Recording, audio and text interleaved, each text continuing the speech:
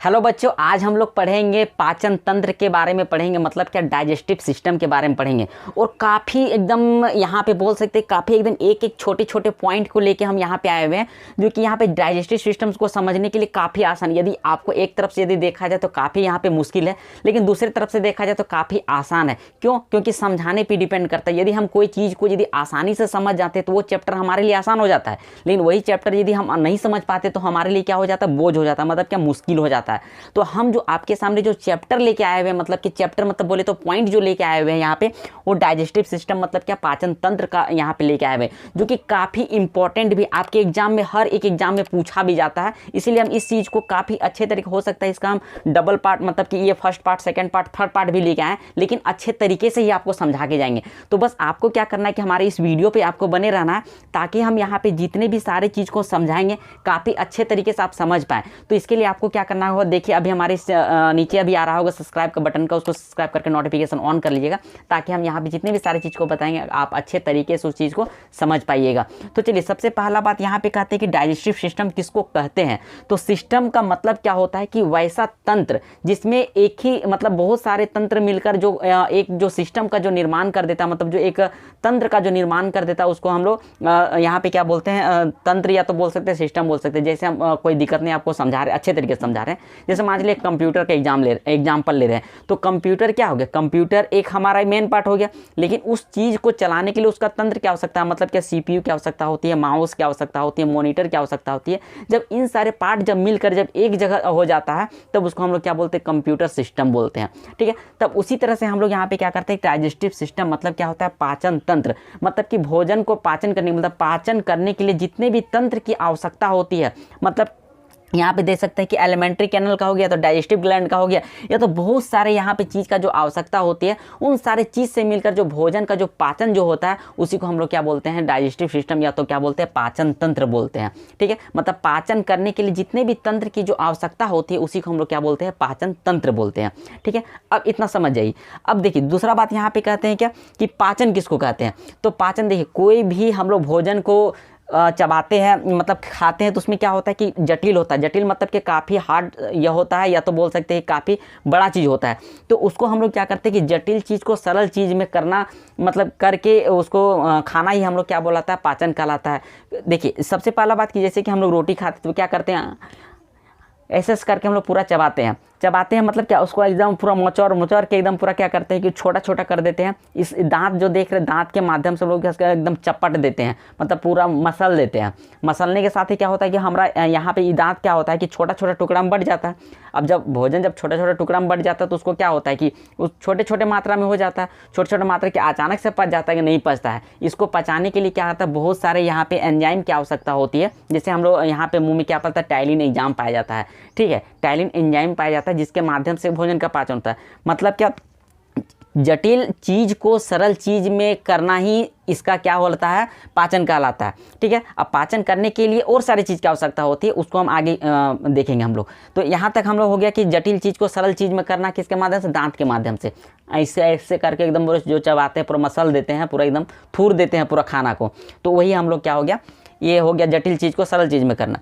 अब देखिए छोटा सा इसमें है कि एक चीज़ समझिए कि जटिल मतलब जल हो गया, चाहे विटामिन हो गया, चाहे खनिज हो गया, ये छोटे छोटे होते हैं। ठीक है, इसलिए इसको पाचन की आवश्यकता नहीं होती। इसका क्या होता है, इसका अवशोषण होता है।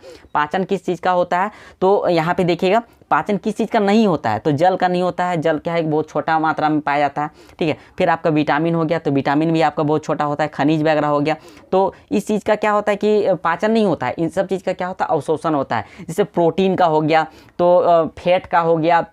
ठीक है, तो इस सब चीज़ का पाचन होता है, प्रोटीन या तो फैट हो गया, ये सब चीज़ का पाचन होता है। लेकिन जल हो गया, विटामिन हो गया, खनिज हो गया, ये सब चीज़ का क्या होता है, अवशोषण होता है।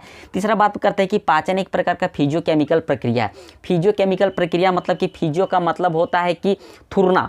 थुरना मतलब क्या होता है कि उसको फिजिकली उसको थुरते हैं, मतलब कि दांत के द्वारा जो ऐसे ऐसे करके जो हम लोग चबाते हैं, उसको होता है थुरना होता है। और केमिकल का मतलब क्या होता है कि उसमें जो भी जितने भी सारे एंजाइम जो निकलते हैं, टाइलिन एंजाइम या तो और सारे एंजाइम जो निकलते हैं, वो हमारा केमिकल हो गया। मतलब क्या, थूर के और केमिकल जो उसमें होता है, मतलब कि निकलता जो है, उसी को हम लोग क्या बोलते हैं, फिजियोकेमिकल बोलते हैं। मतलब फिजिकली भी उसको थूरते हैं, और केमिकल के द्वारा जो हम लोग मुँह से जो निकलता है, तो उसको हम लोग मिला के क्या बोलते हैं कि पाचन एक क्या हो गया, फिजियोकेमिकल प्रक्रिया हो गया। ठीक है, तो मतलब इसमें एग्जाम में पूछा जाता है कि पाचन किस प्रकार की प्रक्रिया है, तो पाचन आप लोग के क्या बोल सकते हैं कि पाचन एक जो हमारा फिजियोकेमिकल प्रक्रिया है। ठीक है। तीसरा हम लोग क्या करते हैं कि पाचन का मुख्य कार्य क्या होता है, भोजन से क्या होता है, ऊर्जा का निर्माण करना होता है। मतलब क्या, जैसे हम लोग कोई भी चीज़ को खाते हैं, भोजन वगैरह लेते हैं, तो उसमें क्या होता है कि हम लोग उससे क्या होता है कि एनर्जी मिलता है और फिर हम कोई काम को कर पाते हैं। ठीक है। अब ये छोटा सा था। अब इसमें हम लोग समझते हैं, थोड़ा सा बारीकी से इसको समझने की कोशिश करते हैं कि डाइजेस्टिव सिस्टम मतलब कि यहाँ पे जो पाचन तंत्र का जो हम यहाँ पे बोले हैं, क्या बोले हैं, पाचन तंत्र जो बोले हैं, पाचन तंत्र यहाँ पे पाचन कैसे होता है, दो प्रकार से यहाँ पे भोजन का पाचन होता है। पहला यहाँ पे बोल सकते हैं कि एलिमेंट्री कैनल के द्वारा होता है, दूसरा हमारा डाइजेस्टिव ग्लैंड के द्वारा होता है। यहाँ पे क्या होता है कि एलिमेंट्री कैनल जो क्या होता है, इसमें आहार नाल जो होता है, देखिए यहाँ पे आहार नाल जो आपका दिख रहा है ये वाला, ये आपका कितना होता है, 32 फीट का होता है। ठीक है, 32 फीट का होता है। अब इसमें देखते हैं कि 32 फीट में होता है, मतलब कैसे कैसे क्या होता है, इसको भी हम पूरा बारीकी समझाने वाले हैं। तो देखिए एलिमेंट्री कैनल में क्या होता है कि आहार नल की लंबाई कितनी होती है, ये भी एग्जाम में पूछा जाता है। तो कितना होता है, 32 फीट होता है। ठीक है, तो ये 32 फीट होता है। अब देखिए इसमें क्या क्या आता है, पहले मुख गुहा आता है, फिर ग्रास नली आता है, फिर आमाशय आता है, फिर छोटी आता है, फिर बड़ी आता है, फिर गुहा आता है। ठीक है, गुदा आता है। ठीक है, तो यहाँ पे समझने की कोशिश कीजिएगा कि देखिए सबसे पहले भोजन का जो पाचन जो होता है कहाँ से प्रारंभ होता है। हर एक एग्जाम में पूछा जाता है, 9 क्लास में, 8 क्लास में या तो 10 क्लास में, यदि आप इसको देखे होंगे तो वहाँ भी आप देखे होंगे कि यहाँ पूछा जाता है कि भोजन का पाचन सबसे पहले कहाँ से प्रारंभ होता है। तो कहाँ से प्रारंभ होता है, तो सबसे पहले मुख से प्रारंभ होता है। ठीक है, इसको ध्यान में रखिएगा। तो सबसे पहले यहाँ पे मुख गुहा, सबसे पहले भोजन कहाँ पे जाता है, तो मुख गुहा में जाता है। मुख गुहा से कहाँ पे जाता है, इस ग्रास नली में जाता है। ग्रास नली से होते हुए यहाँ पे क्या होता है, ये आमाशय है। देखिए आमाशय और उदर में क्या अंतर है, सो देखिए यहाँ जो अंदर वाला भाग को हम लोग क्या बोलते हैं, आमाशय बोलते हैं। लेकिन जैसे हम लोग देखिए यहाँ पे जो ये जो हम लोग का पेट है, ठीक है, इसको हम लोग बोलते हैं उदर बोलते हैं। जैसे ये गणेश भगवान का जो बड़ा सा निकल लंबा है उदर, तो उसको हम लोग क्या बोलते हैं, लंबोदर बोलते हैं। तो हम लोग ये छोटा सा इसलिए हम लोग क्या बोलते हैं, उदर बोलते हैं। लेकिन उसके अंदर वाले भाग को जहाँ पे भोजन जाता है उसको हम लोग क्या बोलते हैं, आमाशय बोलते हैं।